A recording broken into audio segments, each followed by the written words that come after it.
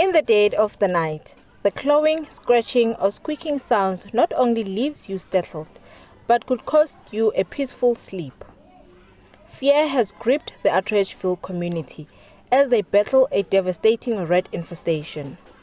The rodent infestation has pushed residents to the brink, with some resorting to potent and deadly poisonous substance to keep rodents at bay, and at times a serious risk to their health and those of their children.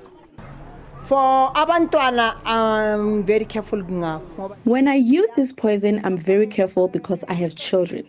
Because I put this poison at the back of the stove and others under the TV stand so that the children can't reach it. At the back of the wardrobe, and I place it where children cannot reach it.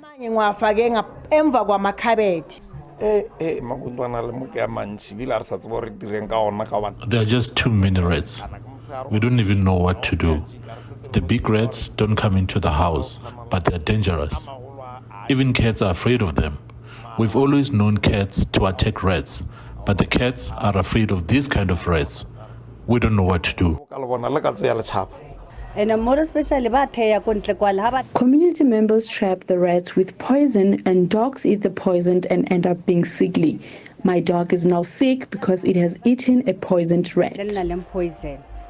According to toxicologists, common rat poison contain toxic substances that can be harmful to humans if ingested.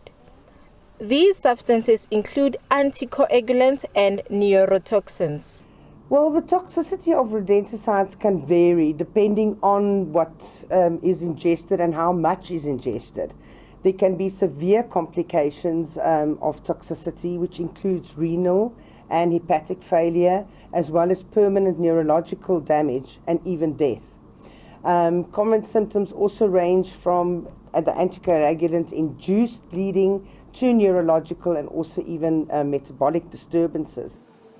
Poor waste management and hot weather conditions create a breeding ground for the rats to multiply and spread. The rats survive off food waste, which provides an abundance of nutrients, enabling them to thrive. This in turn increases the risk of diseases transmission, as waste can harbor pathogens that rats can spread to humans directly or indirectly. We're talking here about diseases such as leptospirosis, hantavirus, and salmonellosis, which are associated with rats and can pose serious public health risks.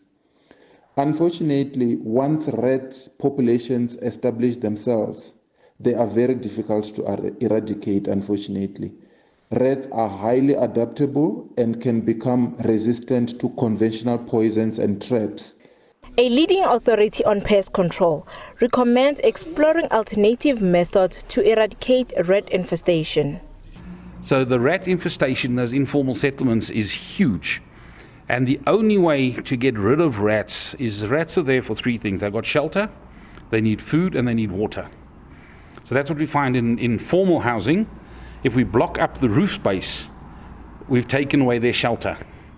We've taken away the warmth, because normally they will go and lie on top of the geyser, because the geyser is always nice and warm because of the water. That's always where you see all the rat poo on top of the geyser. And the food. So we recommend that people put food into your dog food. Put it in a steel container. Don't just leave it outside in a plastic container. Don't leave dog food out in the open. Rat infestation is a serious challenge throughout the country.